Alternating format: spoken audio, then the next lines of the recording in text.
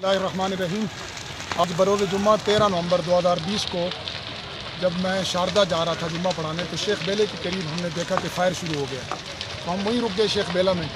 تو تقریباً 20 منٹ یہ فائر جاری رہا ہے، 11:45 کے قریب ہی شروع ہوا ہے. اور یہ تیزیاں گاؤں آپ دیکھ رہے ہیں اور بلا وجہ یہ سول آبادی ہے، نہ یہاں پر کوئی فوج کا نظام ہے، نہ کوئی فوج کا ڈپو ہے، نہ یہاں پر کوئی اور سسٹم ہے.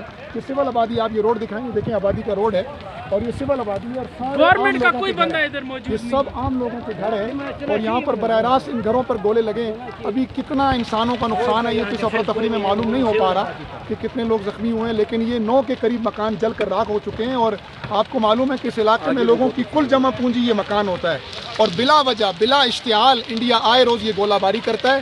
میری پوری انسانیت کے ہمدرد حلقوں سے، صحافیوں سے، بیوروکریسی سے، حکومت سے، دانشوروں سے، علماء سے اور تمام ان لوگوں سے جن میں انسانیت کی ہمدردی ان سے درخواست ہے کہ اہلیان نیلم کی اس حالت پر رحم کریں.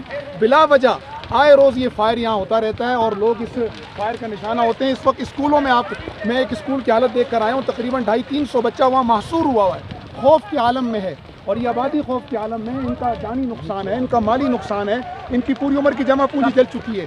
تمام NGOs کو چاہیے، تمام خیراتی اداروں کو چاہیے وہ بھی آواز اٹھائیں، ایک تو ان کی مدد کریں، دوسرا آواز اٹھائیں کہ انڈیا بلا وجہ سول آبادی پر اس فائر کو روکے.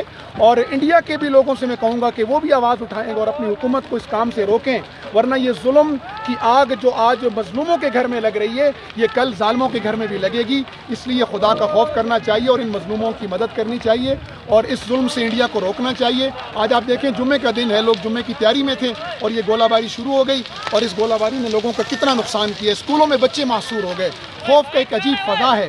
اس لیے اس فضا کو ختم ہونا چاہیے اور اہلیان نیلم کو اس عذاب سے نجات دینی چاہیے، ورنہ یہ آگ آج مظلوموں کے گھر ہے، کل ظالموں کے گھر میں منتقل ہوئی تو پھر دنیا شکوہ کرے گی. اس لیے میری درخواست ہے کہ ان مظلوموں کی حمایت کی جائے.